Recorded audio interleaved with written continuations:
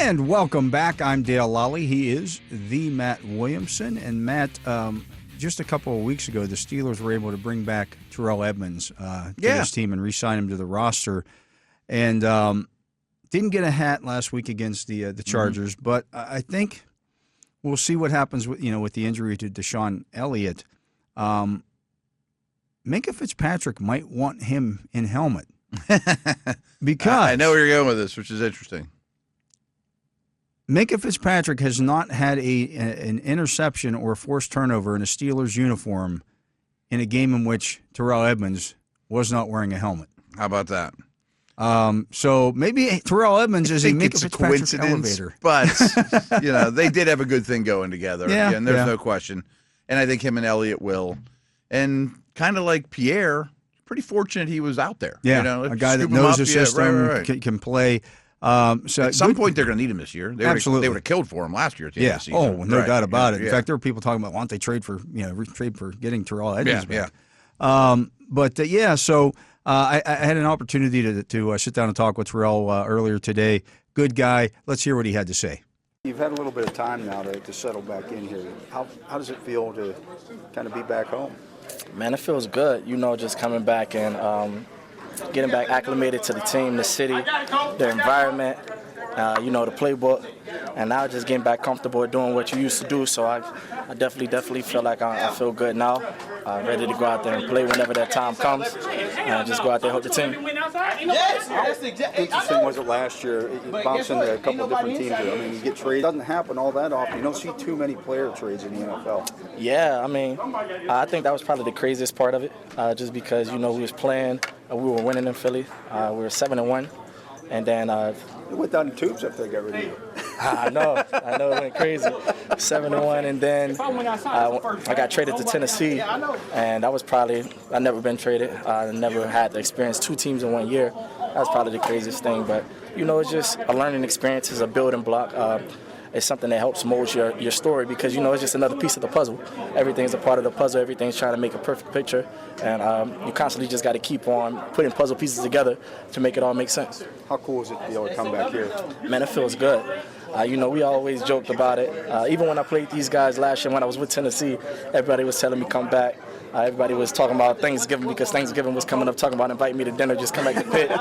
And, it was a good time. It felt good last year coming to see everyone, and now just being a part of the team. It feels even just like old times. Was it like riding a bike to get back onto this, or was there some new nuances and things like that?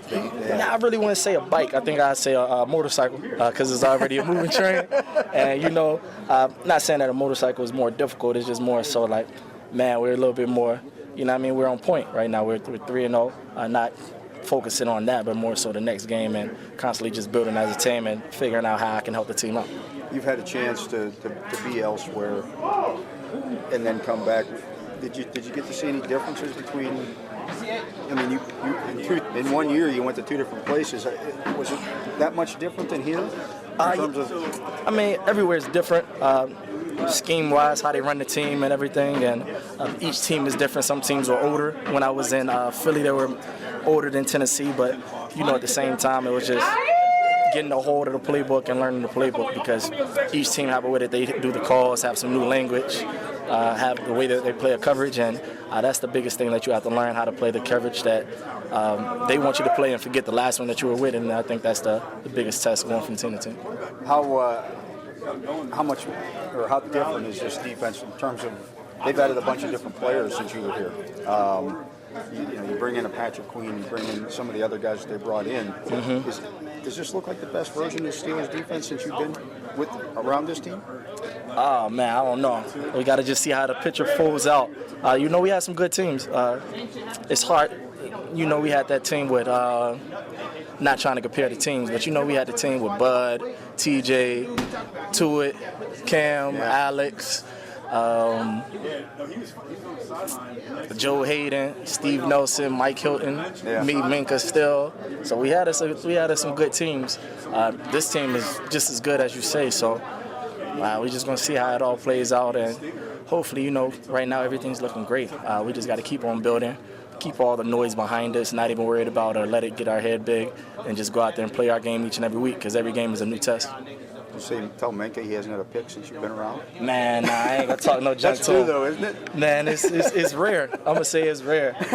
He's a great player, but teams avoid him. So I guess that's the biggest thing you got to do. Just figure out exactly, put himself in that position. I know he works hard, he studies hard. So, man, it would be crazy. The first time I put on my helmet again, he go out there catch 1 or 2 picks. I'm gonna be so happy.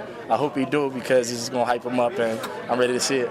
Could be this week, maybe. I know. That's the plan. I hope so. And that was Steelers safety Terrell Edmunds earlier today, as mentioned.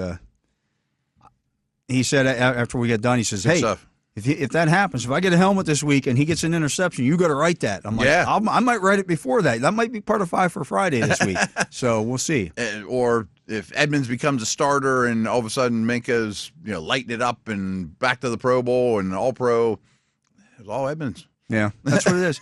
But as he said, look, teams shy. They don't throw near that guy. But I think people don't think about that. This team this week, this opponent this week, could be one that just.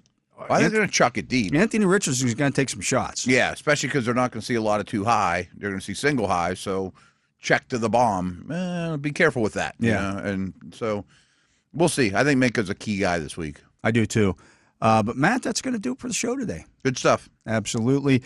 For my partner, Matt Williamson, for Justin Miller here on site, keeping us on the air, for Tyler Vittmeyer, keeping us looking pretty on the video here, I'm Dale Lolley. We appreciate you listening to this edition of The Drive on the Steelers Audio Network. Steelers football happens here. The Pittsburgh Steelers Audio Network.